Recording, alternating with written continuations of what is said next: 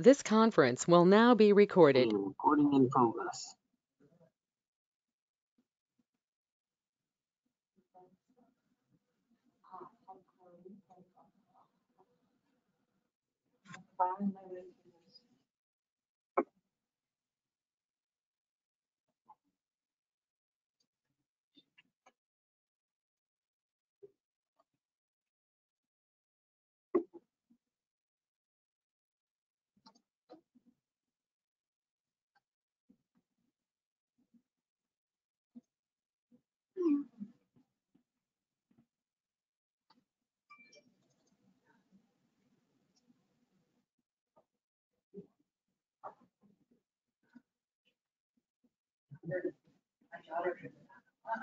I have answered a call on my phone.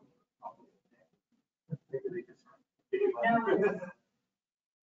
It's my camera.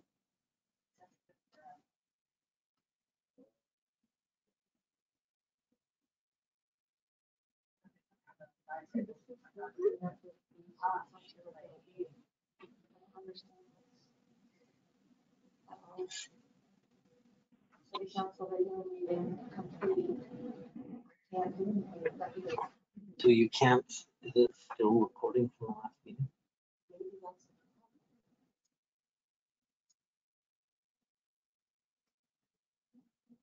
maybe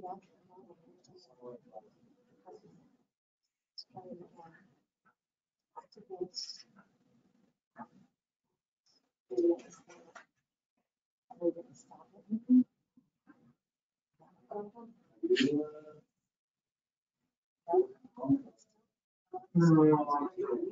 I don't.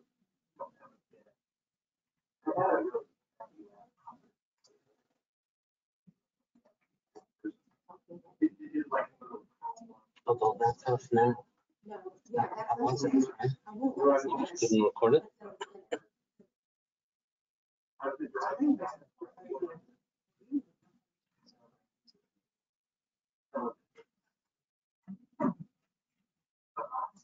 So when I get my taxes, I'm just. use it for an hour plus my day.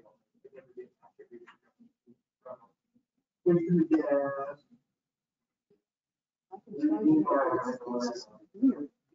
Real peace.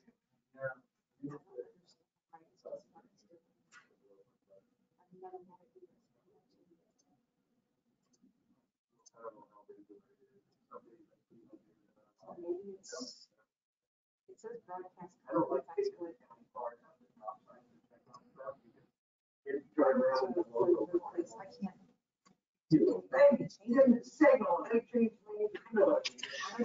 Well, we've got the go-to. And it is a workshop, so.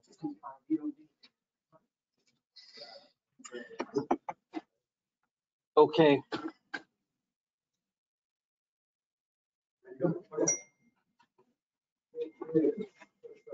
We're gonna call this meeting of the order, 7:00 p.m. The Rural Planning Commission is to hold workshops to review and make recommendations to the council of policy and legislative activities. Some cases we actually already make one land use cases which can then be appealed to the council of any town or the court. Candace, will you call roll? Yes.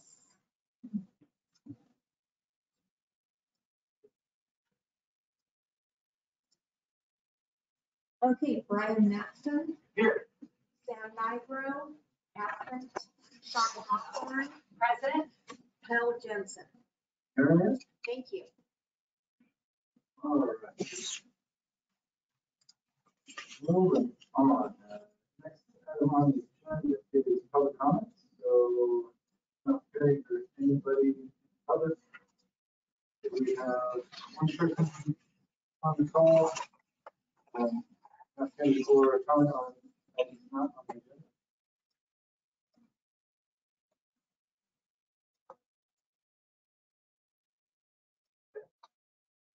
If somebody shows up, we see somebody show up later on. Comment. But we'll move on for now. Next up then is approval of the agenda. I move that we approve the agenda. I second that. Fantastic. Motion has been made and seconded to approve the agenda. Any discussion on that? Oh, no. Anyone opposed to approving the agenda? No, motion carries. Next up is consent items. This evening is approval of minutes from our last meeting, November 18th, 2021. I approve. I move that we approve the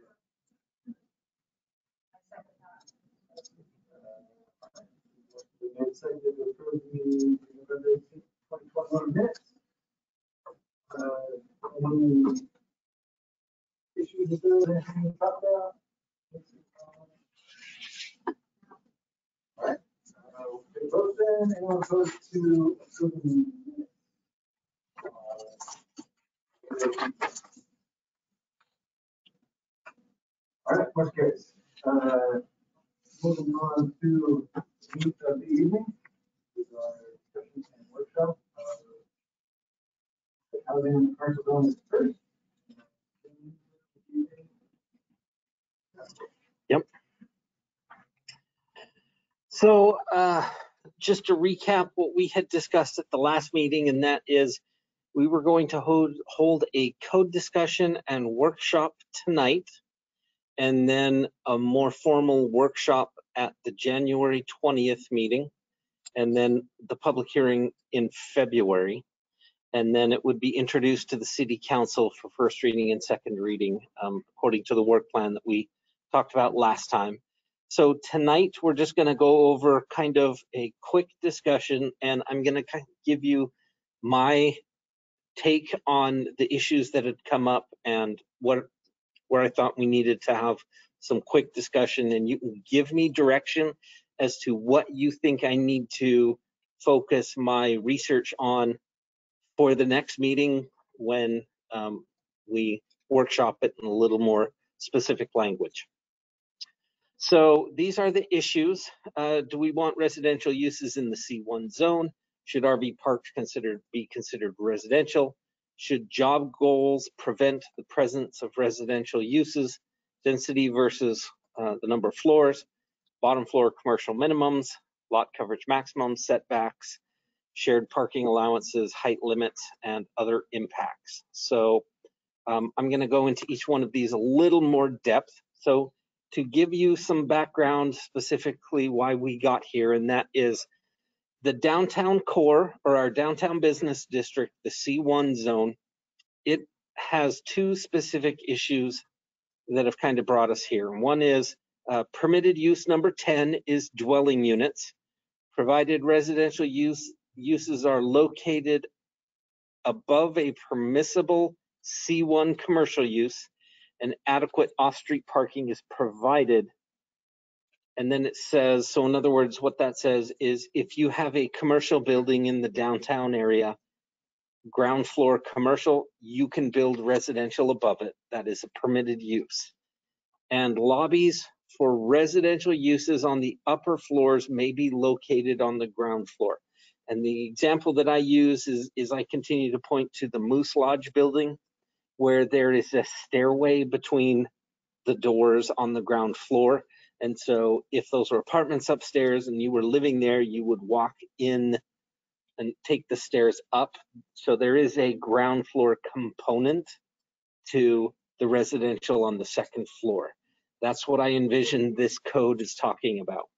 And then the other one is permitted use number 52, which says residential use is allowed on the bottom floor of any building in the C1 zone that does not share a property line with Davidson or Gorig Street.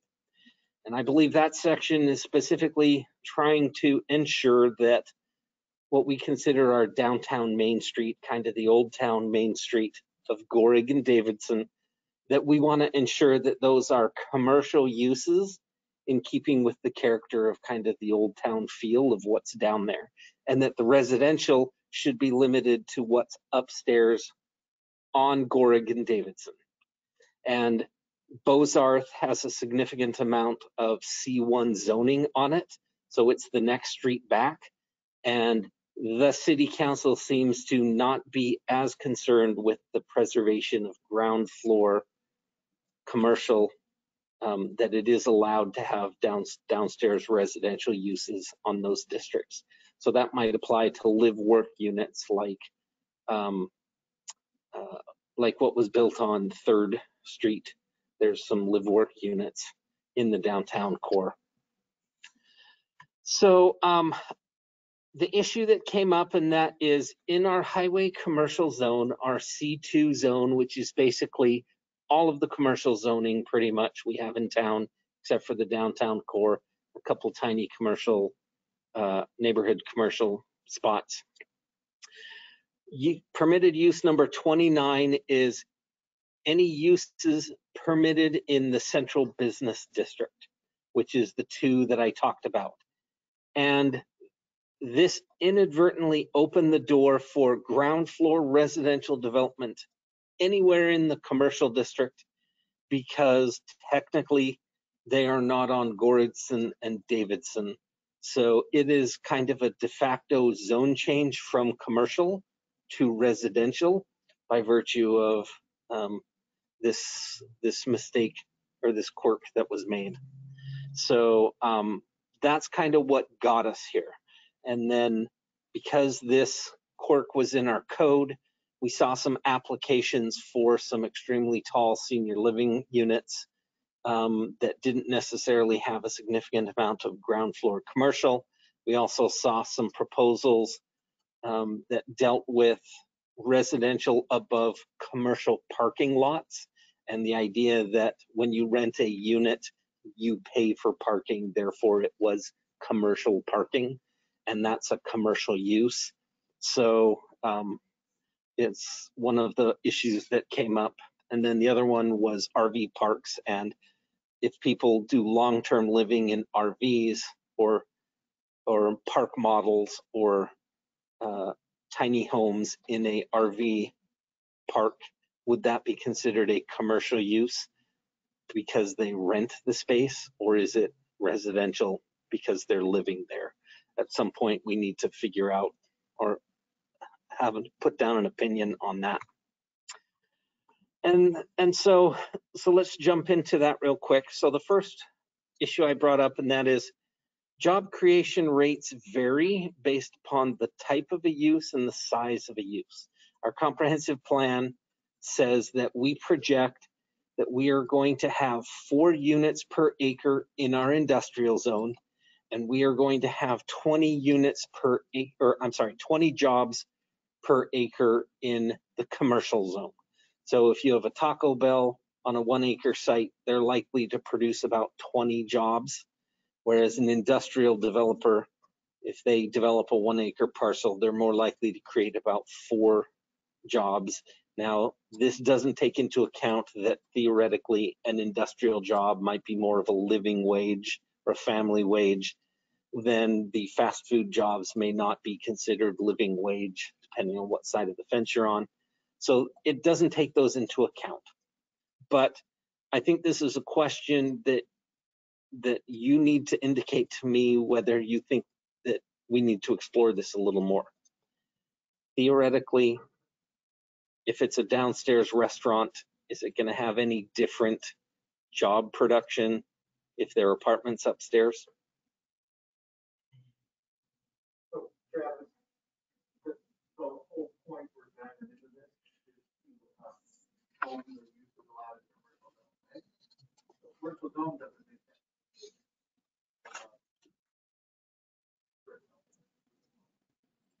If it's a restaurant, where what would be a commercial use of a higher wage model? You know, to me, I like the idea of applying job creation, but the type of job, I don't know. You would insert that in commercial jobs.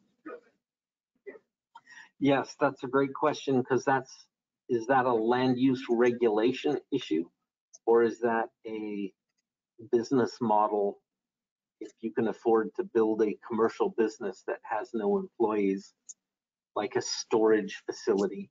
We've already taken the step of eliminating storage facilities from our code. So that may not be a residential issue for us to discuss.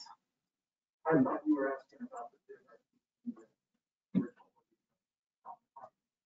Well,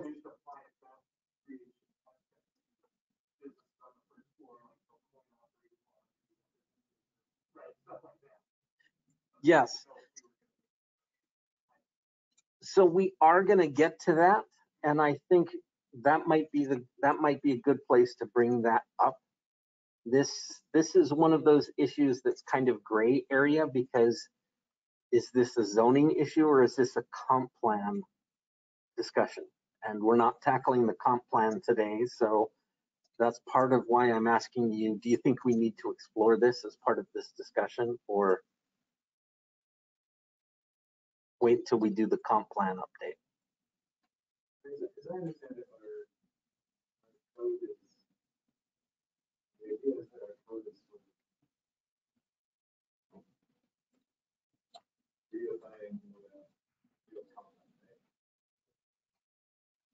At the implementation tool of the comp plan, yes.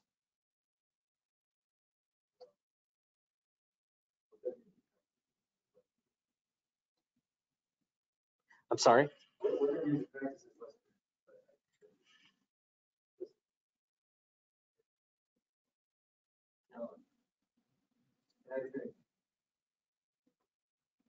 I think that's something, especially just at this point, I think that's something that we keep in mind as we are improving. So we don't break it. So one of the reasons that we have is so that people have that representation.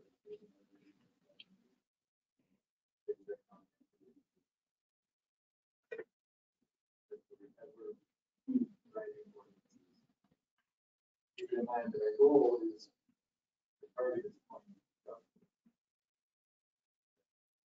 But I don't think we explicitly put it. Yeah. So maybe I might be unclear. So your question isn't whether we should apply restrictions on commercial uses that create jobs. Your question is to apply job creation requirements that prohibit less wages. I think just making it more vague. We're not talking about the type of job, just the use to create. You know, that's what I would say. So I think for the purpose of this conversation, and that is, if we're talking about a mixed-use residential commercial, should you only get the mixed-use benefit if you're doing a high job producing use? So in other words, if it was a storage unit that had no jobs and a bunch of residences above it, that's double dipping. You get all the benefit of the income and none of the community benefit of producing jobs or taxes. Versus if it's a downstairs restaurant and it's got a bunch of apartments upstairs and it's super busy, they're going to hire a whole bunch of people, and hopefully there'll be people who live in the community, work in the community, and they serve the residents in the building. So you're getting the benefit of jobs. But then the question is, and we'll get to this later, and that is, does that mean we want to eliminate, okay, you could only do residential above these 5 uses because these are the 5 job producers? Or do we want to say mediocre job producers or even low job producers, you should still be able to get the benefit of the residential upstairs? And do you mean like low job producers, like less employees? Okay. Yes, yes, Got it. yeah, because ideally, Mediocre or high end. yes, Not the type of job. yes, How much producing. Okay. yes, because the standard in our comprehensive plan is we want to produce a whole number of jobs. Yep. So, buying uses like this is in itself something that we could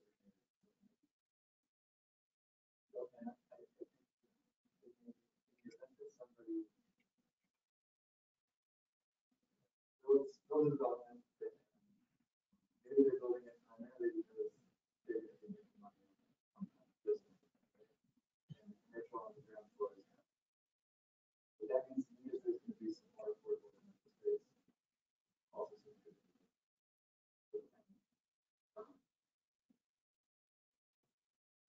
And look at this list of amenities.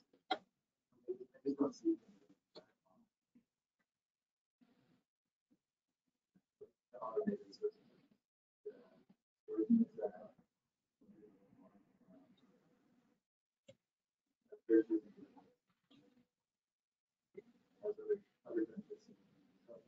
Yeah, I could be wrong if I figured out that we are wrong. I feel like we should take care to make sure that ground floor is giving actual views of the zone, but not above the.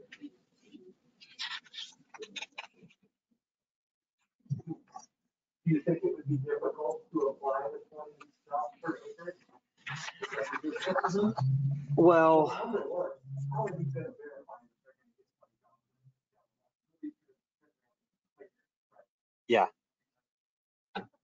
Well, and I think that we're going to get to this later on because to me, or because we've talked about this before, and that is like a restaurant in a traditional floor, you might have 8 feet and then 2 feet of floor, and then the next story is 8 feet. If you are doing a restaurant and you have a grill, being able to put in a hood in an 8-foot ceiling, it doesn't work. So you're now eliminating any restaurant from ever going into that structure.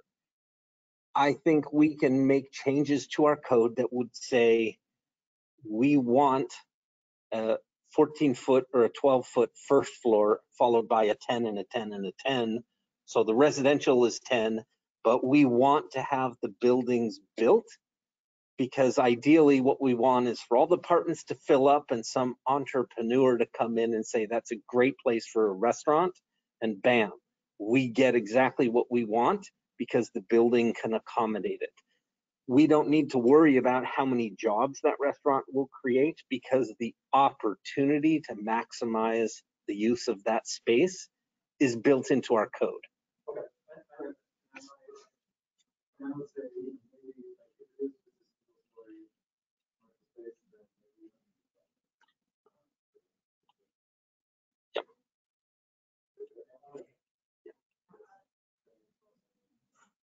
Okay.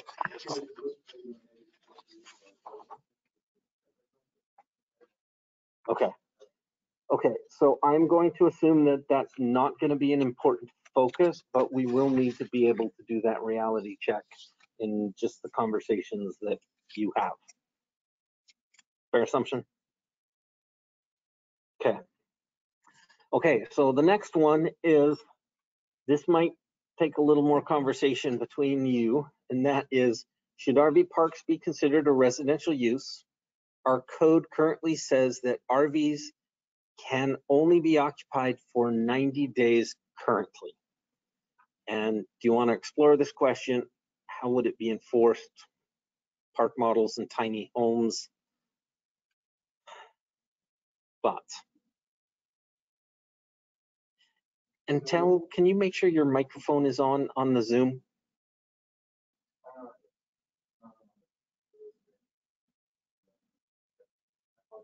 Thank you. So my initial thought there is, when we heard the potential applicant last year, we were discussing that there might be, a niche in Woodland for somewhere between, you know, hotel length stays and, you know, buying a house. That there are, you know, we have training facilities in town where people might come for a program that lasts a few months. There might be construction jobs that are seasonal, and it might be advantageous to have sort of, I don't even know what you call it. It's temporary housing to some degree. And I don't, you know, I don't think we really have a zone where that obviously fits, which presents a problem, obviously.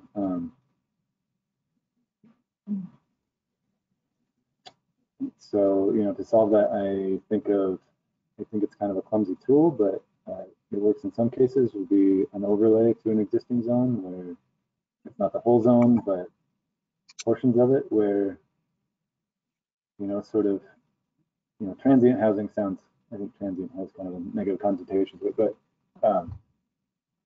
yeah, just this idea that there are circumstances that are, you know, fit well with things that exist in Woodland where somebody might want to stay for between a month and a year. And on this issue, the other thing that I didn't put on this slide now that I think about it is RV parks are only allowed on the east side of I-5 in the commercial zone. So that's the Belmont Loop area and between Lewis River Road basically and I-5. So there's a shrinking area where RV parks would even be possible. I've always kind of thought RV parks should be coupled with some sort of amenity, natural amenity or otherwise, right?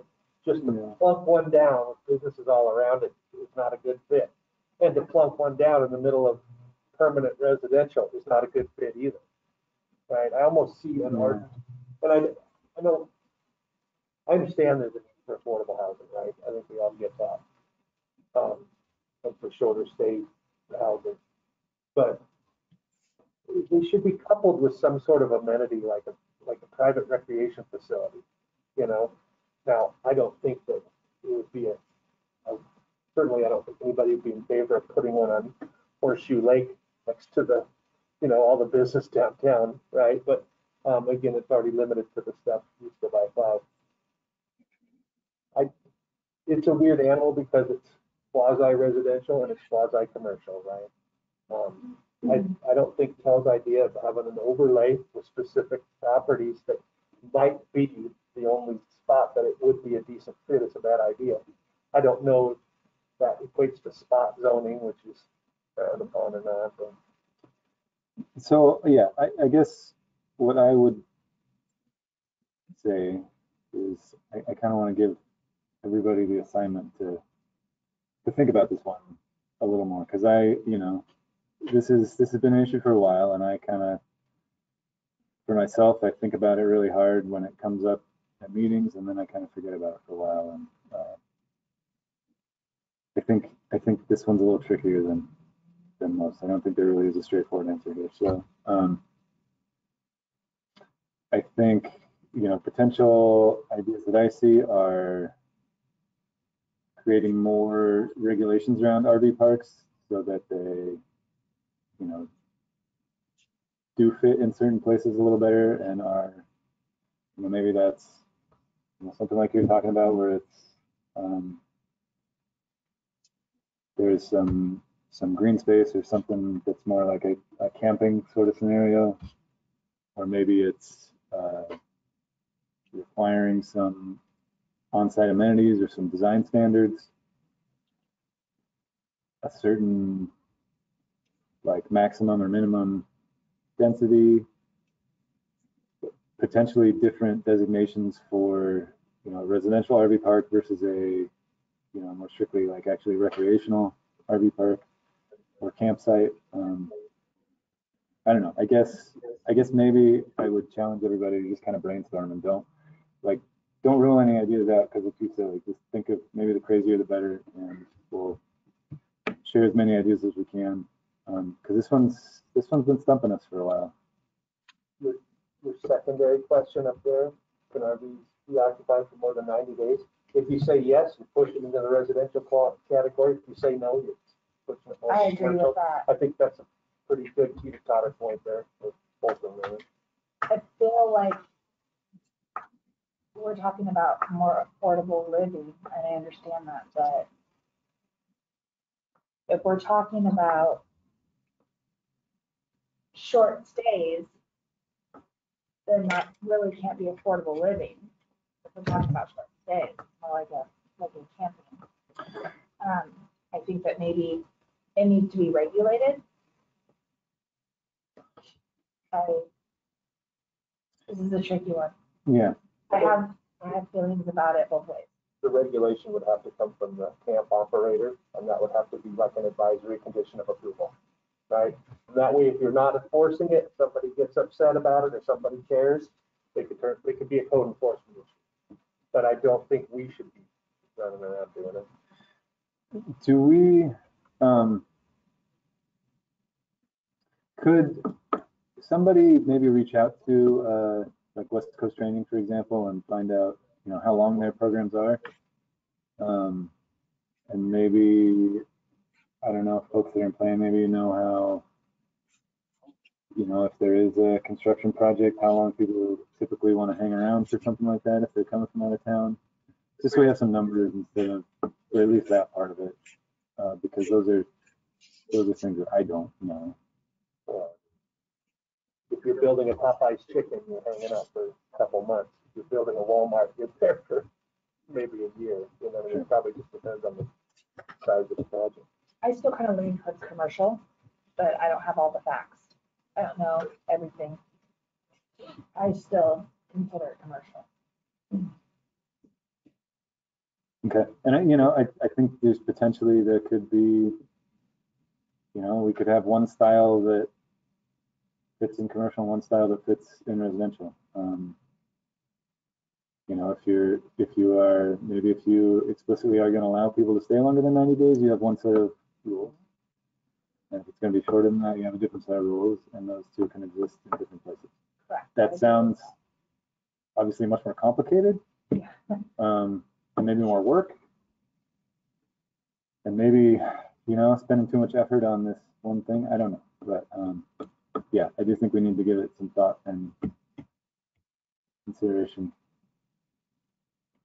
Maybe a little, and just be a little more intentional about it and try to, you know, think about it once a day or something and mention it to your friends. See if anybody else has any throwing ideas. out ideas and not to get too far in the rabbit hole, but you know, if you want to have separate rules for RVs as residential, we can steal heavily from the multifamily higher density stuff.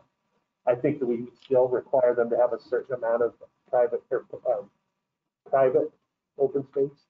We're not talking about a ton. I mean, you know, what it's like 200 square feet or something per unit most. But you could apply that to that, and it would be a much more appealing residential product than, say, an asphalt parking lot with a food truck. Yeah, right? Which is obviously more.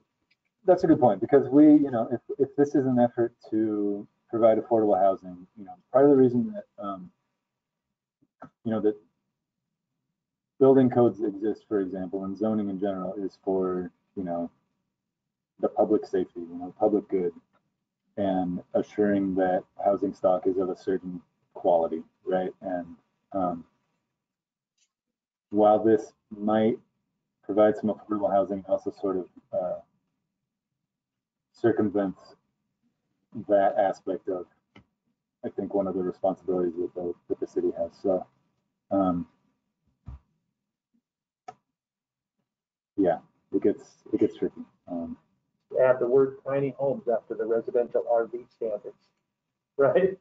Then you have common open spaces, private stuff, you know, that way kind of take care of two birds in one stone. Yeah, I don't know. Are there any, I mean, is there anything in the building code about temporary RVs? And Well, so that is an interesting question. They have adopted additional codes, building codes for tiny homes, and that has gone into effect. But for like manufactured homes, or if they are mobile, then they are licensed by L&I. So maybe what we maybe I think what my approach will be to treat, if you want to stay more than 90 days, we're going to treat you more like a mobile home park with higher standards, and you have to provide additional recreation amenities, versus if you want to operate as an RV park and people are there for the weekend or a week or a month, then it's lower standards. You're going to get cement pads, but if your financial viability is based upon half of your spots are rented year round so you can make it through the winter, you got to provide the amenities, because there's a difference between operating a slum and affordable housing choices in the community. Yeah, and those people who live in those facilities or in those units still need the amenities. yeah, I think. Yeah. Sound right? On the same page, yeah. Okay. Okay, so if you don't have anything else, we'll move on to the next one. That's just a site plan of one of the issues.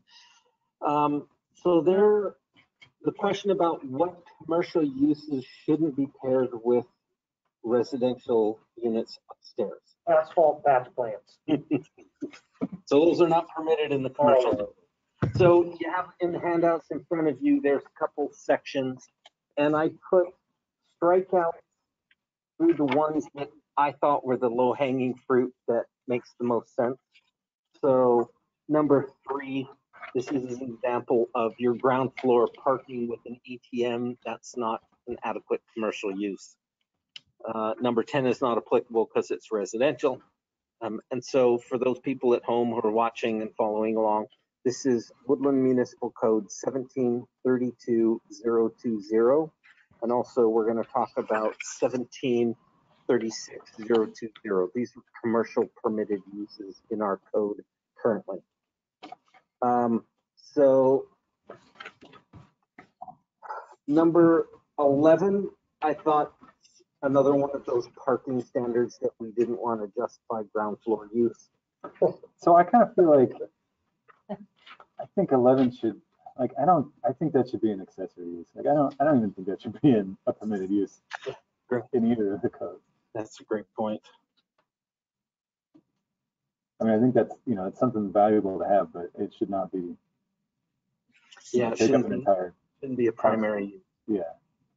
I would be way too spooked out to live above 18, but I don't know if we should prohibit it. Oh, well, and that brings up a good point. Do you guys maybe want to rush through this list and tell me if you think there's anything that I've missed? Yeah. I mean, I looked through this, earlier this week, and nothing really jumped out to me. 23, I'm on the fence about, because I don't want someone to make their laundry room for the residential units on the first floor and say that's a business, a separate business. I don't know. I'd be okay with striking self laundry and leaving dry cleaning. Which one is that? Just an opinion. That's number 23. I mean, there are some, I don't know, yeah. Dry cleaning has some. I mean, I know, yeah, laundromat is a legitimate business, but again, it's not creating the jobs we want in a commercial area either. But a dry cleaning, I think, is a little better. Somebody's working there at least. I agree. I think there are, I guess there's laundromats and there's laundromats, right? There's The laundry, I totally agree. And there's some that, if you're paying somebody to do your laundry, as opposed to, or like, press your clothes and things, as opposed to putting a coin in the machine. But, so dry cleaning does have some, has a sordid history of, trichloroethylene and those sort of things. I think they're getting safer, but. Yeah, hazardous material conditions, yeah. Is that even a chance you want to take? Well, then you want to talk about farm and garden stores. Well, and medical clinics, and I guess that's a good point. So I guess we have to assume that all of these businesses are going to be abiding by applicable safety standards, and because if they aren't, then any one of them could be a public hazard. So. I'm kind of leery of a residential developer saying this is a commercial business when truly it's only to serve the residents of the building on the first floor. And number 36 for gyms would be one of those that would be easy to portray as a real business when it isn't really a real business. I would prefer that residential units that provided an exercise room did it above the first floor, right? So I think we We can, would have to clearly demonstrate that it's for the public and not. is there a way that we can say that, there has to be some, legal separation between the commercial use and the residential use? Like, does that have to be separate entities? So that, like, I don't know how you enforce that down the road, though, right? yeah. I don't know. I feel like there are, because a commercial gym, like there are commercial gyms in town. Right? Sure, And but I don't want people the like them. exercise room to be the commercial. And I don't know how you weed out the exercise room and you allow the commercial gym. Well, I think you have a front desk and you can have memberships, right? Like, So we are going to talk about percentage of ground floor in commercial use versus residential. So that might be the way to approach it. If you set it at 90-10, you're not going to have a stairway because your gym is so big. What Right. about 41 recycling collection point? That's not where you feed the cans into the machine and. so that, yeah, I think we can take that one out because that's for a specific, I believe that's because there's And then the recycling collection, religious institutions, does that mean like a church? et cetera. Yeah. That one, by no means am I anti-church, but usually churches require conditional uses. I don't know if that somewhere else, is it not a commercial, is not a conditional use in the commercial zone? Yeah, that's a good question. I don't No, have my code churches up. might so- have their own special use section. Do you have a special uses for churches for setback and all that kind of thing? I don't So- believe we do. I've never No, seen. okay, I know Clark County does. Yeah, I think we just included in the, it's permitted in most of the zones. I believe. Just, I worry about the fit of that on the first floor. Yeah, and I think some of that, because we do have some, design standards and things. Yeah, and the commercial zones all encourage using, like coming right up to the sidewalk and things. So I think a church in that situation, because there are storefront churches all over the place. That would be a fine fit for this. So I feel like I'm using up all the air there, like bringing up. Number 51, uses similar to the above that are not otherwise listed. Do you do a similar use determination for that, or do you just kind of apply common sense as best you can? I was worried about that one. I think that might be another low It's hanging. open-ended, it's all. Yes, because that just opens it up for me having endless arguments with Yeah. armchair lawyers. And Yep. everybody's use is similar to something that's allowed, in my experience. In C3. All right. C3 still exists. huh? Well, we know it's not in C3 or C1 because that's what we're looking at and it's shown as a permitted use. What was recycling collection point? So there's a recycling collection point at the park and ride, which I believe is in the C. Oh, just the bins. I got you. That doesn't create any jobs. I don't think we know that. Yeah. And where did you fall on 36? You think 36? Well, I think it's okay. I thought you were kind of kicking that can to later in the conversation when you're talking about the percentage Okay, that the residential could use on the first floor, and that maybe is how we could regulate to okay, keep the exercise rooms out of that category. okay. 31's kind of an open end one as well. So I think personal and business services has a more sort of has a stronger definition than you might think. But like an accountant, Yeah, Does that mean, yeah, like a lawyer's office or that would, a private practice? Therapist, a counselor, Therapist, accountant. those things would all Okay. fall under personal and business. I think that fits in commercial though. Yeah, and that seems perfectly compatible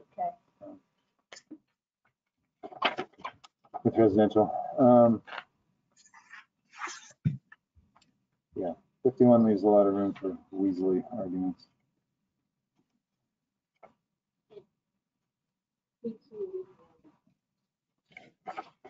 What's that? It was loud.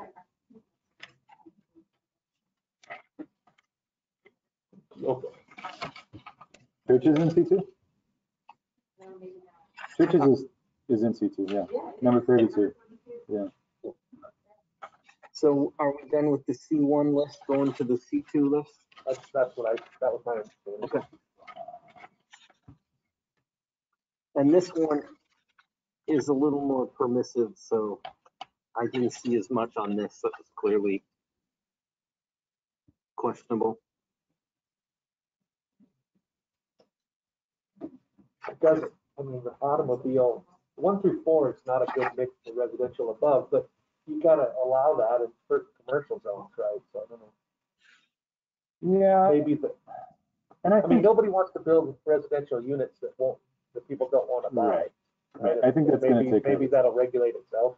I think so. And because I have seen some situations where it's like, it's a small auto shop and it fits in the storefront and there is residential above it. And that seems to work. It's not, the giant garage. Plus the construction of it would have to be different for the separation for fire code and stuff too. That might Yeah. make it not as attractive. Yeah. So I think those are okay. Number 5. Sorry, Janet. Yeah, pointed definitely. that out. I don't want that one. Yes. That is the one that is causing this whole thing to occur. Well, I sort of feel like maybe we should, like, at this point in time, like, I don't think we need that as even a permitted use for either C1 or C2. Like maybe at some point there's a place for that, but I don't know. The only thing that's doing for us right now is causing headaches. That is so out of character for you. Yeah, right. Who are you?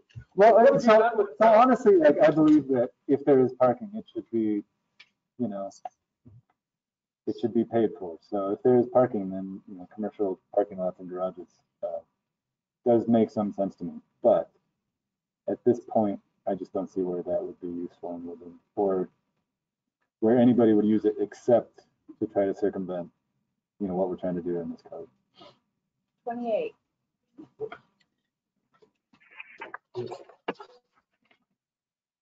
Oh, reserve. No, I love that one. We definitely want that one.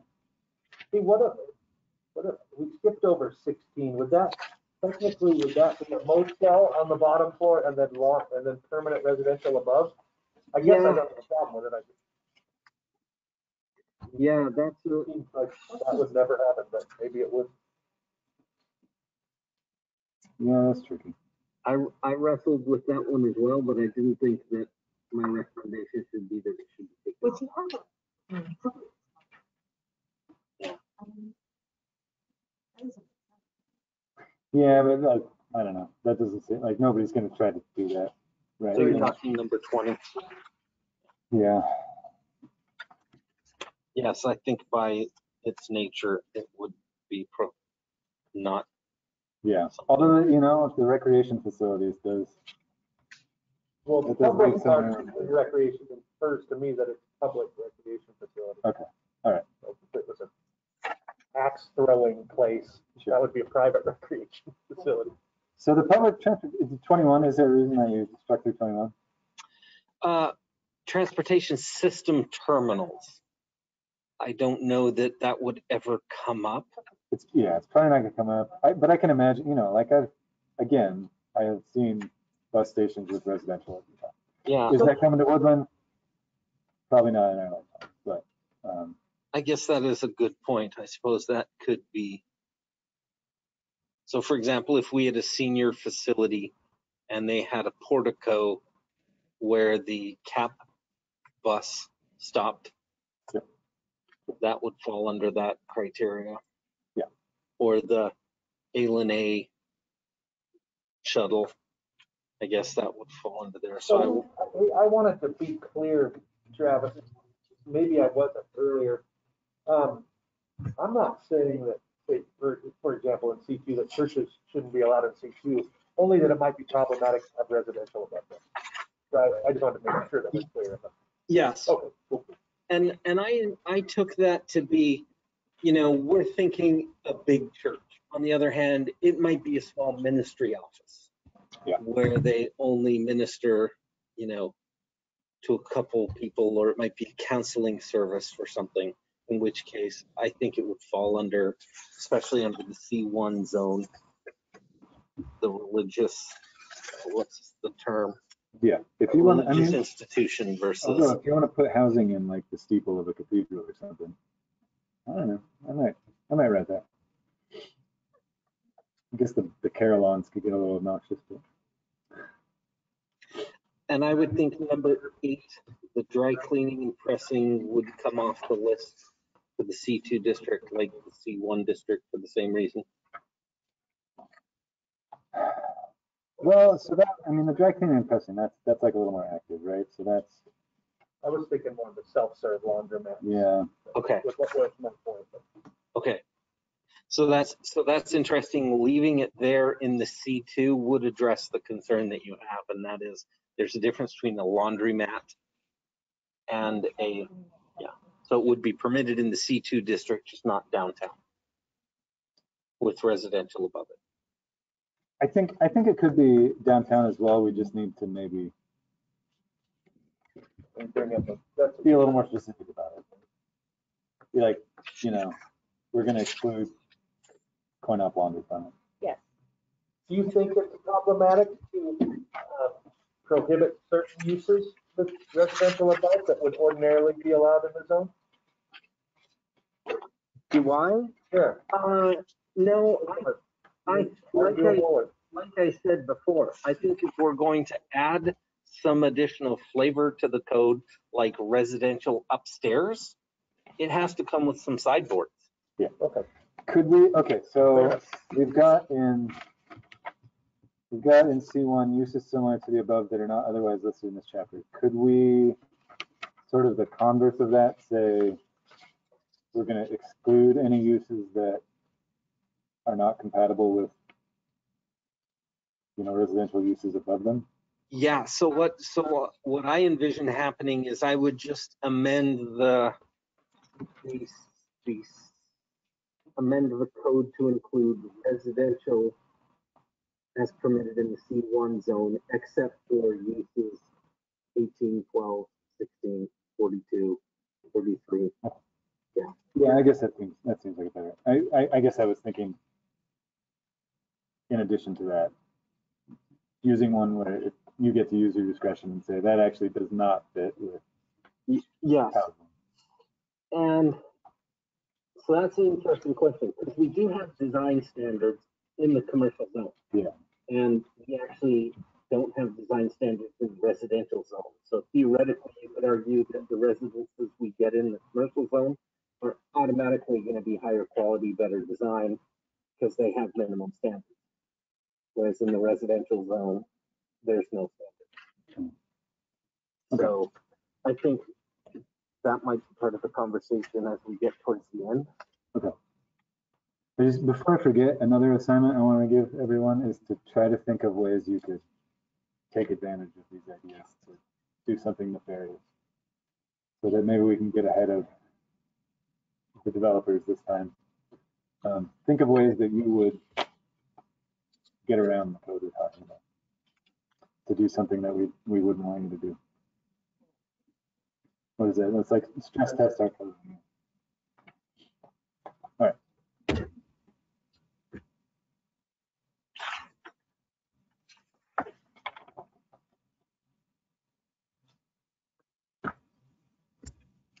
All right, any of us think we went through all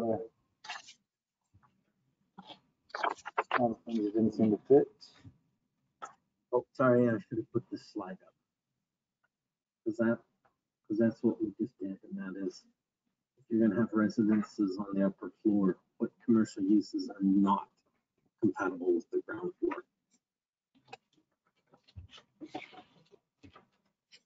floor? Okay, so I will revise that list and send it out to you again so that you can have it to think about for the next meeting as well, for the next workshop. Okay, cool. So that gets us to compatibility issues based on commercial zones have no density standards. So our residential zones have multifamily and single-family residential zoning standards. Our multifamily zones allow for medium density of 25 units per acre and high density of 35 units per acre. And some of the issues that are going to come up, and that is, actually, I'm not sure why I combined these two on a slide, but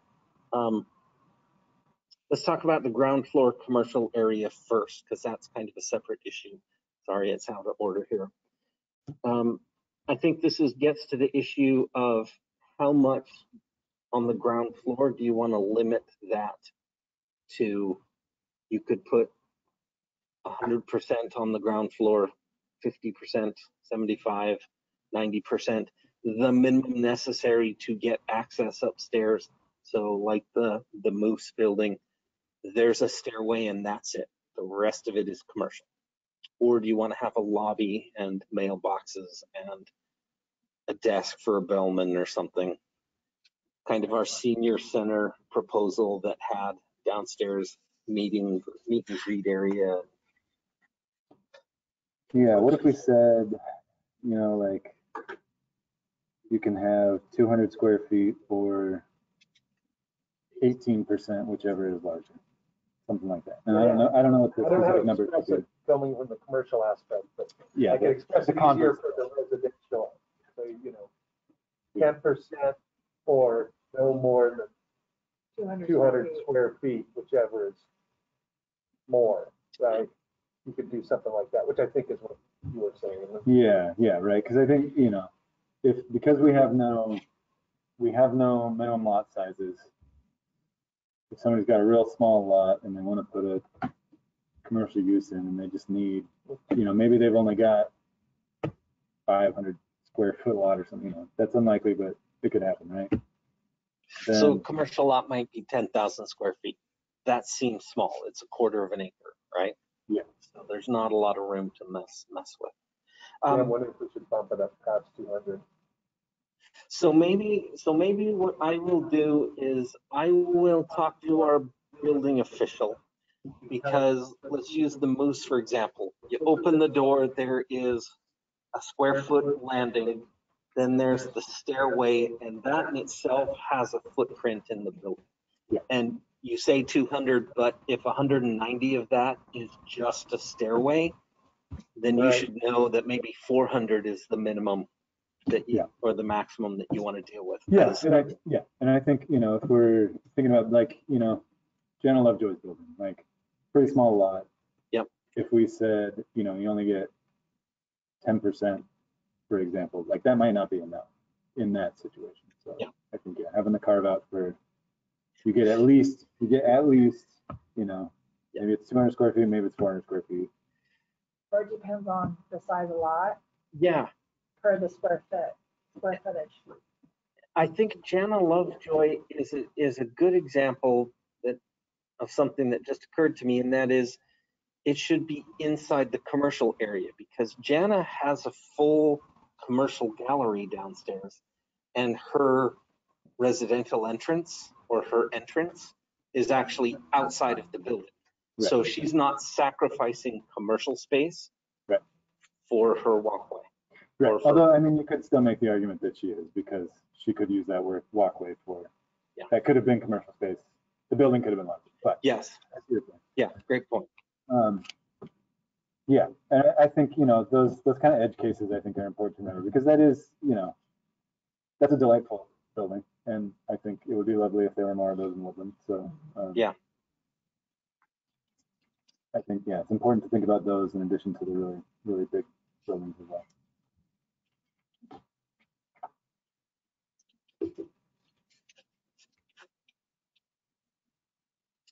You feel like you have some direction on that then? Okay, yeah, so I think I will be able to flesh that out a little. Okay, so going back to the density. So those are our residential districts for multifamily, which is really what we're talking about here. And those are maximum. Under no circumstances would you have single family residential upstairs of a commercial use. It would either be a live use or a home occupation, in which case we're not talking about it the same way. Or somebody's got a penthouse or something. Yes, but it would only be a density of one, a minimum of one unit, right? Yeah. Theoretically. And per acre, that could still be pretty big. Yeah. I'm thinking of the, I don't Oh, know. so that's an interesting question. Do we need to add a prohibition for single family residential? I don't think we do. Because I think that's fine. By applying density limits, you're basically. No, you aren't, because so think about the building that's across the street from City Hall. Like, that is a commercial building, but as far as I know, there's just one unit upstairs. Yes. And that seems fine. That doesn't seem like a big deal. And the same with, Jana's place. Like, it's small enough that you wouldn't want to say you have to divide that into more than one. Okay. Yeah, and I also, to some degree, I think the housing at this point, the residential aspect is sort of a bonus. So, like, it seems like any is a good thing, and it seems unlikely that somebody would want to put a 8,000 square foot home above a auto body shop, but if they want to, why not? Yeah. Although technically the code does allow a live work unit, which means they would be able to do it under other rules. So No minimum density. Yeah. But do you believe in a maximum density? Well, so that's what we're talking about, and I'll get into that. I don't know. I do. We want multifamily housing. We don't get enough. Why limit the density on? Yeah. So I think there's a natural throttle to that built in, and we'll get to that here. So does it start with P and end with arcing? What's that? Is it parking? Is that what's going to? It is. Yep. Well, they still have to meet that. And I prepared and actually there's two. One is the height limit, and then the other is parking. So the issue that I brought up, and that is, so if we're talking 25 to 35 units per acre, we get back to that simple mathematics of what does the height limit allow? In our downtown commercial district, it says you can have maximum height 3 stories. You can go to 4, but it requires a conditional use permit, which is kind of funny because that's not the usual process you would use. How would you mitigate it through what condition of approval would you add to mitigate an extra floor? I don't know what that would be. Exactly. The planner in me says to get extra height, you apply for a height variance. You don't ask for a conditional use permit because height is not a use. Yeah. Do you know when that ordinance dates from? You have my permission to bring it to us to have that removed. Well, I can tell you where it came from. It came from the Woodland City Council. So, yeah. which may be why you don't see it anywhere else, because it's a court. I don't why it got there. Total different issue. In the C2 zone, it's 45 unless you're abutting a residential district, in which case the building height is dictated by the adjacent residential use. So I thought I just read today that it's you can go above that if you just have to have bigger setback. Yes, and it depends on which residential zone you're in. Okay. All right. So yes, there's all kinds of caveats here. And what's interesting, or what I bring up, and that is, if you have this ground floor commercial and you need 14 feet for your ground floor commercial plus 10 feet plus 10 feet, you're only going to get 3 stories anyways. But you would have to build a flat roof, because if you have any kind of slope on the roof, you quickly get above 35 feet because you're 3 floors. You literally don't have enough thickness of roof to put on your insulation and roofing before you're over the height limit. So this in itself is problematic, because really you're talking a 2-story building with a regular roof, and you're never going to get 25 units per acre anywhere near that. on a mixed-use building if you can only do 2 stories. So how's comparing apples and oranges a little bit here though, right? Like building height is usually something from residential side of things, and stories are a measure on commercial. So the roof pitch won't matter on a commercial with residential above. Yes, because like a Wait, commercial, say that one more time, sorry. So if you're gonna limit the height of the commercial zone by stories, you have 3 stories and then you have a roof pitch, but the roof pitch doesn't count on your height limit. In the residential area, commonly they have a height limit of like 35 feet. And that, however many stories you can squish into 35 feet is what you can have in the residential zone. Different. The commercial zone isn't stories? I thought that's what the previous. yeah, so Oh, it is. I think it's 3 stories. yeah, and the great example is you have the tallest house in town might be 35 feet, and then you have with 3 stories and an attic, and then you go to Walmart and it might be 35 feet, but it's only 1 story. So that's the difference between 35 feet of commercial building or industrial building versus a 35-foot residential home. Seems huge. Is there any situation where this is gonna go wrong, where somebody wants to build like a 3-story building with 25-foot stories? Right. Like is there any case where somebody would try to do that? Yes, and so that's a great question. And this bottom part here is the question that I wanted to raise, and that is maybe what we want to look at is if you're doing residential above commercial, we want to do a floor ratio. So I have some examples here. So here's Woodland Real Estate. It's a 1-story, it's a 1 to 0, 1 commercial to 0 residential. And then next door you have, I think this is the Centennial building, you have 1 store commercial with 1 story residential above. And then this is in downtown Vancouver. This is a 3-story building. It doesn't have commercial on the bottom floor, but I felt it showed us the scale of this would be 35 feet because it's got a flat roof and it's, it is what it is. And then of course, this is a 4-story where you have a high ground floor commercial construction with 3 stories above it. So this is an example of, regardless of the height, maybe what we want to do is we want to encourage higher, more floors, regardless of whether the height is 60 feet or 40 feet, 35 feet. Okay, so how would we do that with this mechanism?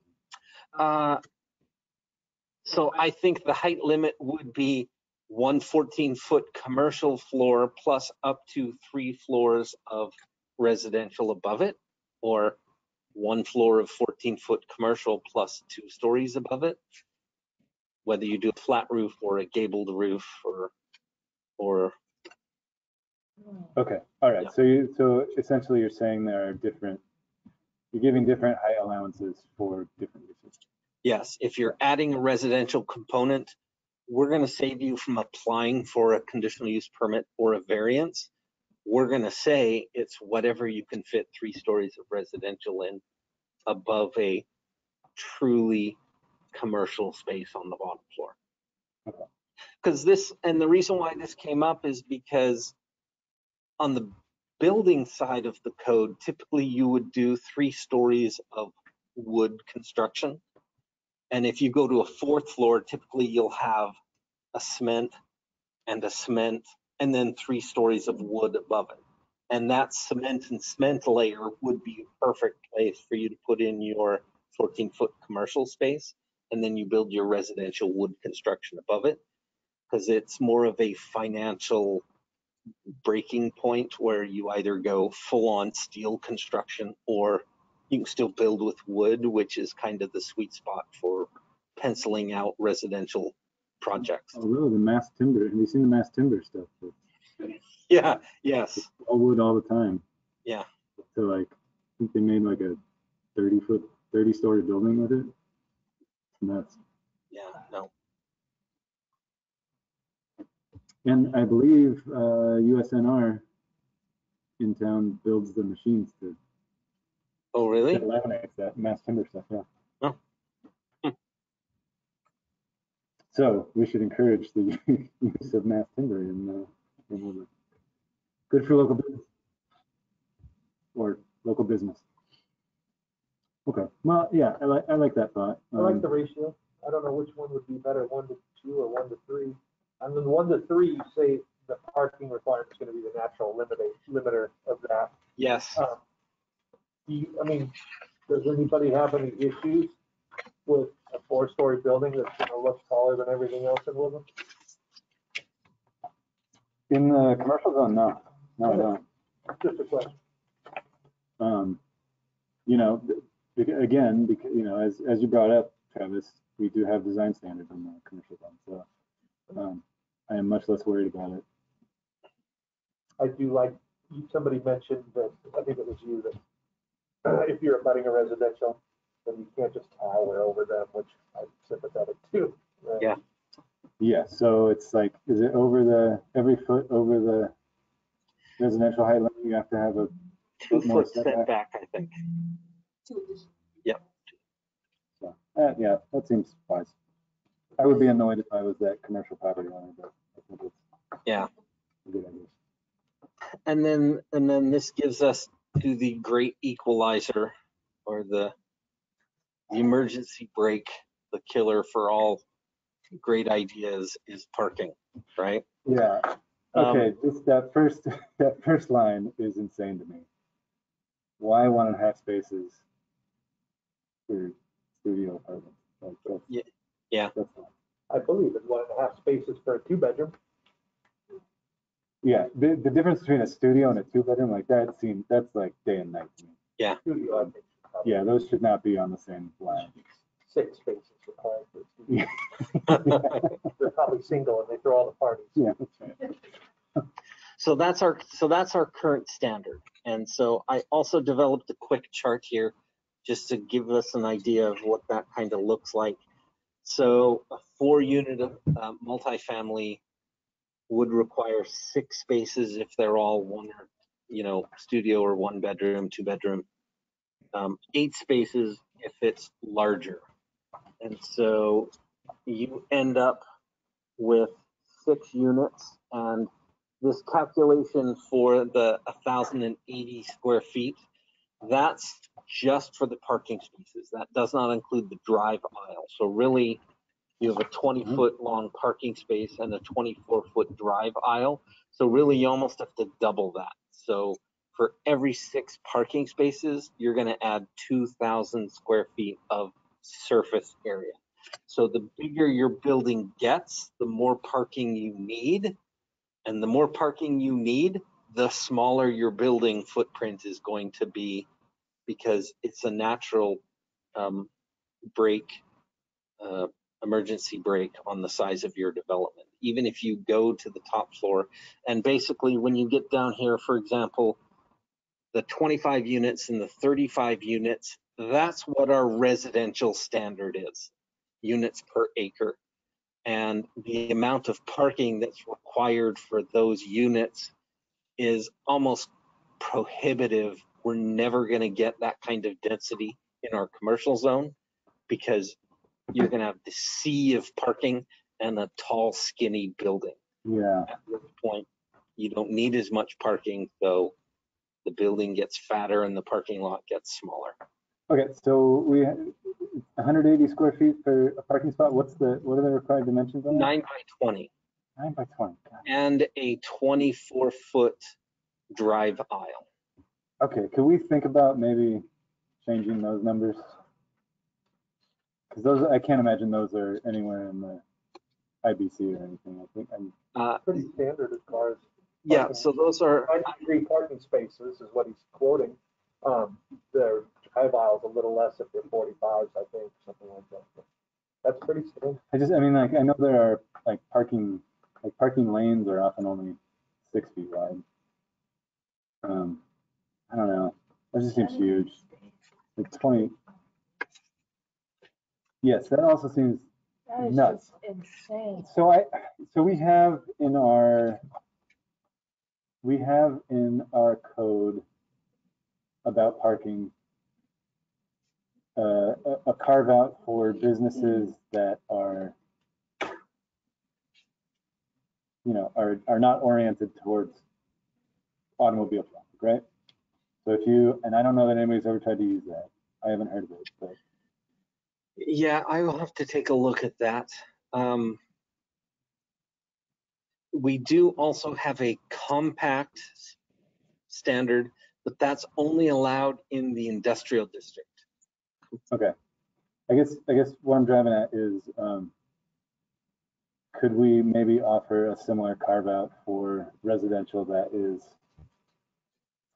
sort of developed for like a, you know, car light or car free development? You know, again, that might not be something that Woodland is really prepared for at this moment, but with just a couple of changes, I think, you know, if we set the stage for that. I believe there is a code section which does say that there's flexibility in the parking standard that would allow us to do a shared parking space credit. So for example, if it's a attorney's office, the attorney's clients may only be there from 8 in the morning till 5 in the afternoon. People don't get home from work till 6, so typically the commercial spaces are empty during the day or empty in the evenings, and the residential spaces are empty during the day. So we could allow for reduced parking ratios on the justification that. Okay, I would like to do that. I would also like to at least think about, so I know some cities, including some small cities, have either eliminated parking requirements altogether. Don't think we're ready for that, but have also said that residential units that are either like near commercial corridors or bus service, or if they have, you know, they're allowed to add bike parking in lieu of automobile parking. I don't know exactly what that would look like, but maybe think about some ways for a building developer to reduce the amount of parking that's required. So our downtown business core does have a standard that says if you create, I want to say less than 20 PM peak hour trips, you do not have to provide on-site service, on-site parking. So Right. That's currently built into our downtown code. The question is, do you want to try and extend that to the highway commercial? See, and I'm thinking more about the residential part of it than the, you know, because does residential have trip generation numbers, or is it just It's based on trip generation numbers residential is too? because they're all small lots and you're not going to generate enough trips with even a residential commercial use that you would trigger necessarily on-site parking. Because the city owns multiple lots plus the on-street parking. In the downtown core, we don't worry about that at all. Okay, that's great. So we have this conversation every time, and I think that your ideas of you know, stimulating other modes of transit are great, but I still believe that most people drive, and if you limit their parking, they're just going to drive. They're going to go and they're going to park in front of everybody else's house that already lives around it. Yeah, and I guess it's just, that's what they do. If we lived in, say, a bigger metropolitan area that had more stuff, walk, you know, close by, like say Portland, for example, not having on-site parking for a bunch of condos or residential units might not be as impactful. But here, it's going to be impactful to everybody that lives around it. I guess I wonder if it's a, you know, if that's a sort of a chicken or an egg scenario though. You know, because those, like, you know, Portland developed before there were parking requirements, right? They had electric streetcars running up the street, all the streets that they tore out and then put back later. Yeah, for much higher prices. Yeah, I guess I don't know. And yeah, I think you're right. Like I am not interested in forcing anyone out of their cars, right? Like that's not what I'm going for. I'm just, I think it's wise to allow the possibility for somebody who doesn't want a car, or maybe is a family of 4 and only wants 1 car. Yeah. So maybe we could create an incentive system for if your commercial mixed-use site is within a 1/4 mile of sidewalk connected to a half-acre park or more, you can reduce your parking requirement by 25%. Or you're connected to a 1/2 mile of sidewalk. That way we can ensure that only those sites that are connected by sidewalks provide an alternative, and there's an incentive for them to encourage their people to not I like have that. cars. Yeah, because that couples it with something we want. Sorry? Yeah, Yes. exactly. Yeah. It incentivizes them to think outside the box and solve their own problem by installing sidewalks. Giving us something that we want. Yeah. Okay. So yeah, I like solutions. That's a great one, Travis. Yeah, that's beautiful. And I think, at some point, if I want to say, like, if people start parking in ways that's really obnoxious, there are ways to handle that as well. Not really, not if it's on a public street. Well, in public streets, yeah, probably. I have a neighbor, It's probably more, I have a neighbor that has a bunch of cars, it gets old. Yeah, but there are public streets that you need parking permits for, right? Or there are parking meters. Like, do we want that in residential zones? Probably not. But there are options. But cool. I really like the sidewalks and park stuff.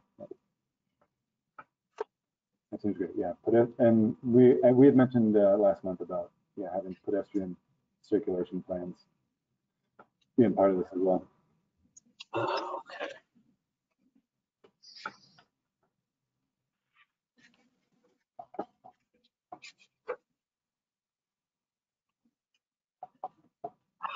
Okay, and so I think we're down to the last couple issues. Impacts on nearby zoning districts. For example, there's no maximum lot coverage in the commercial zone. Is that necessarily a problem if it involves a commercial component? Yeah, I sort of feel like we should have a maximum. They'll never meet the maximum with the parking requirement. Yeah. And would that be a disincentive for somebody to add residential component? I was thinking of having like a maximum parking lot coverage, just so that we don't end up with a too thick building surrounded by parking lot. Yeah. Although the one benefit of this is a commercial development does not pay park impact fees. Whereas if it has a residential component, they will start kicking into the park system. What's your percentage landscape requirement in the commercial zone? Is it 15? I think it's 10. 10? You could always bump up your landscape requirement to 15 or, whatnot, and that would help eliminate your large, expensive parking lot. They're going to have, you have no setbacks. Is that, that's the next one. Is that if the building is built on the property line, there's no setbacks, but if it's not, then they have to have landscape screening? That's kind of how it is at present. Is that how yours is too? Depends on the zone. Like the downtown core, there is no setback requirement. Sure. But in the C2, I think there is. Yep. Okay. I don't have a problem. So I also, I peeked around at some relatively new commercial developments in town. And the code encourages, fronting against the sidewalk, putting the building. It doesn't seem like that's happening. Mostly because we seem to be getting a lot of drive-through proposals, right? So red leaf AM, PM, Popeyes. Yeah, so it's one of those things that annoys me about our code because our code is designed for highway commercial. We don't cater to the city residents. We cater to cars in our commercial zone. We even call our commercial zone highway commercial. Yeah, it makes me wonder if we need. Can we incentivize Another putting the thing. putting the building in front of the parking lot behind? Because it certainly is more appealing, and it puts the emphasis on the sidewalk for other modes, maybe. So our code currently says you have to do that unless you can't, right? Yes. Oh, it's already in. But Yeah. people are getting away with it, and I don't know. Well, you look at Red Canoe and it's technically against the property line, but the red leaf across the street because they're doing the drive-through, and the drive-through is permitted in the highway commercial. I didn't see a way that I could deny them a drive-through. It's I wonder if there's a way to do drive-through that doesn't like pass the whole building. Like To doesn't me- have to circle the building, maybe just goes past one side. to me, that's a bigger question of at what point are we going to change our zoning so that we have all of it is community commercial instead of highway commercial. Yeah, it makes me wonder if maybe we need to repurpose the C3 to have something in between.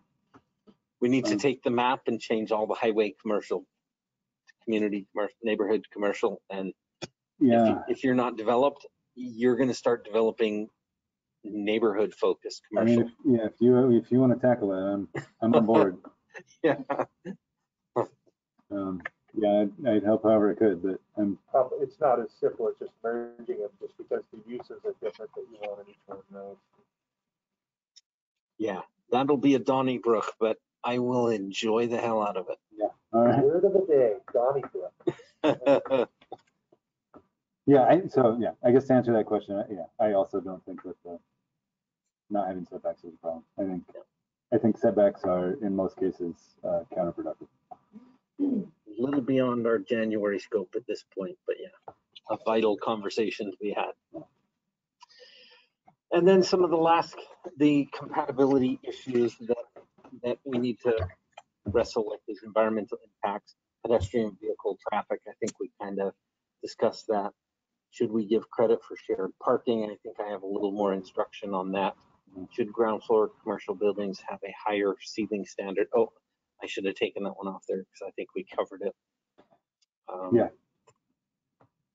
And that's kind of it. So, wow, we might reasonable time here. Now that you've said that, jinxed us.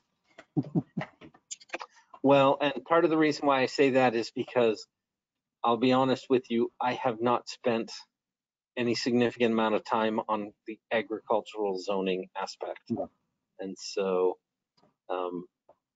it's other stuff, and with Melissa being gone, and that's kind of why I threw the generic code sections on here, hoping you get a chance to read it and think about it. And if there's stuff direction you want to give me, now would be the time. Yeah, Sean and I were talking before the meeting that there's just kind of I don't know, there's much less sort of precedent for ag zoning than a lot of this other stuff. So it's kind of hard to look at other examples where for mixed use things there's a lot more material to browse through. So yeah, it's tricky. Yep. I guess my one thought was that the ag I one doesn't make a lot of sense to me for woodland.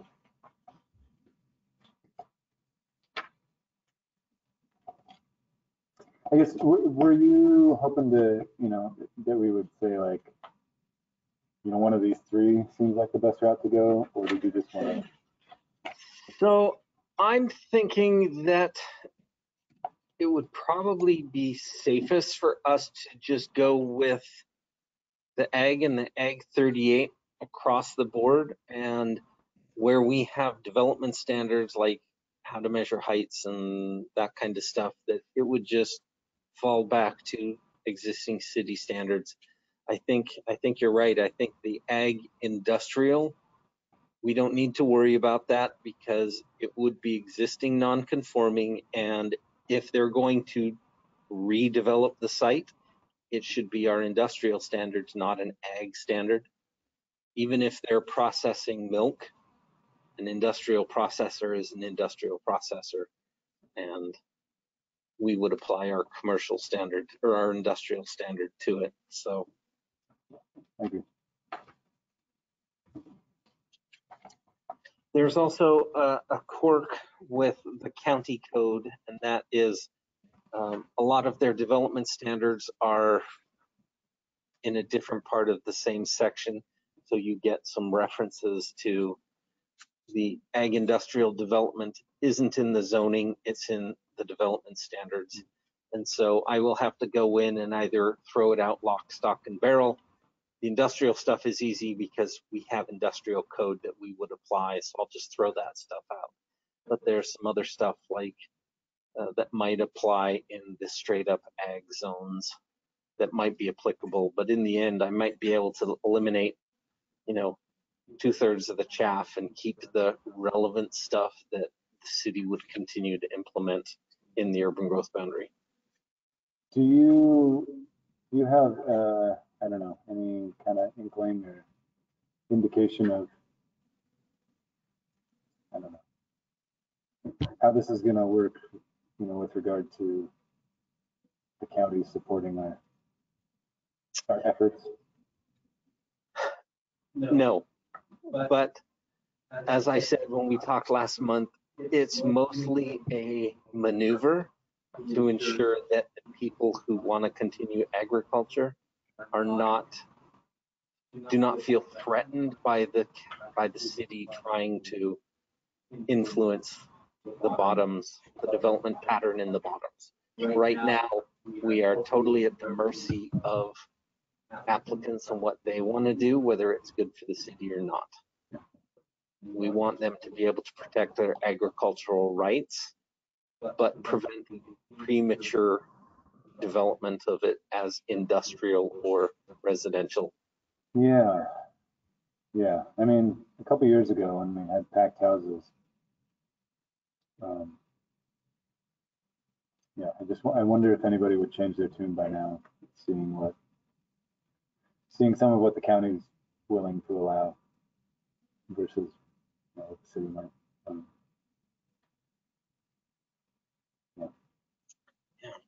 I do think a lot of the comments we were listening to would have been pointed issues under an ag zoning.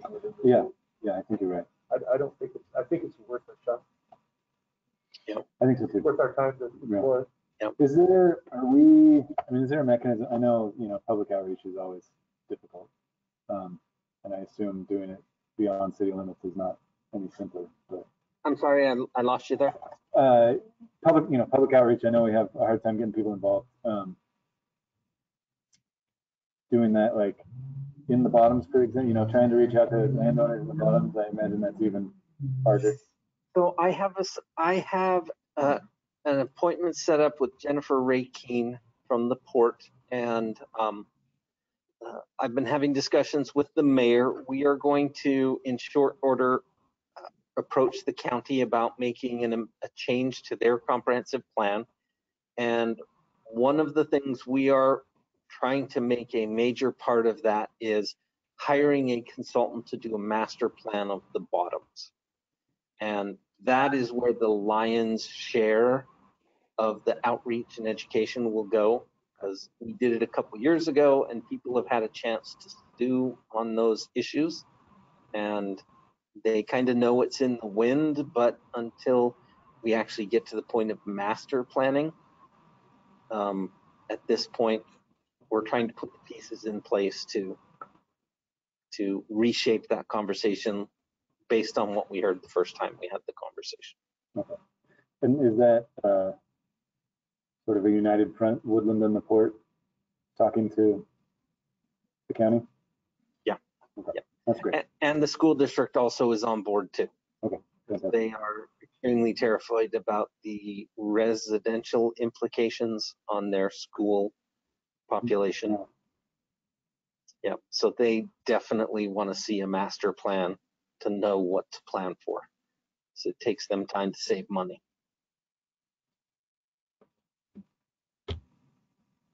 Okay. All right. So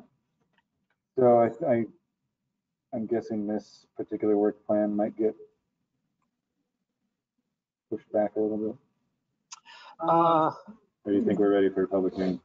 Yeah, so we might need to push it back a month or two, but this one isn't necessarily under the same pressure as the other one. Okay. That one I felt was the higher priority because it's under the moratorium and that expires in a certain amount of time. Okay. Did you want anything else from No. us on that one?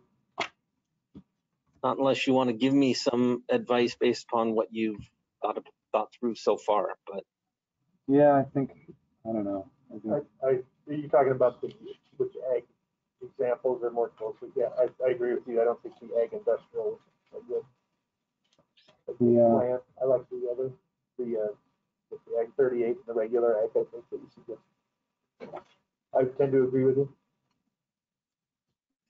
I like the idea of paring it down and simplifying it so that the city regulations are less terrifying, and at the same time, they don't encourage us to prevent agricultural use in the ag zone. I like the idea of preserving ag land for ag use. Yeah, absolutely. I agree. Right? And I imagine folks, landowners out there will as well. All right. Any other staff reports? So yeah, just to let you know, we have hired a new planner. He is coming. Actually, his flight is Christmas Day, and his first day is January 3rd, Monday, January 3rd. So Flying in on Christmas, that's dedication for you. Yeah, coming from Washington D.C. So All right. Wow. just out of college. Yep. So we're really That's excited to all see right. him. Yep. That's exciting. And so that's filled. Clerk Treasurer, we've got our full complement of clerks.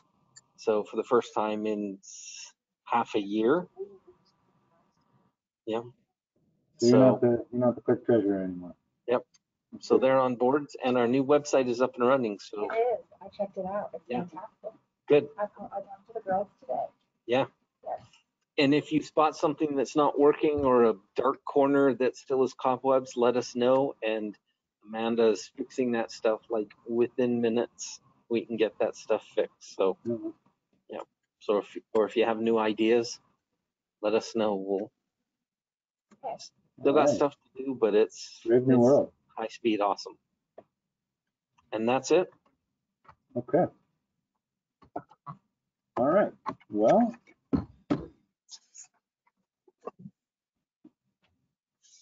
could I interest either of you in a motion to adjourn? Why don't we switch roles this time and you go ahead? Yeah, you should practice that. I copy you. Okay. I move that we adjourn the meeting. I second All right. Anyone opposed? All right. Adjourn the meeting of the Woodland Planning Commission at 8:39 p.m. Thanks, everybody. Thank you very much. that. You. Thanks as always, staff.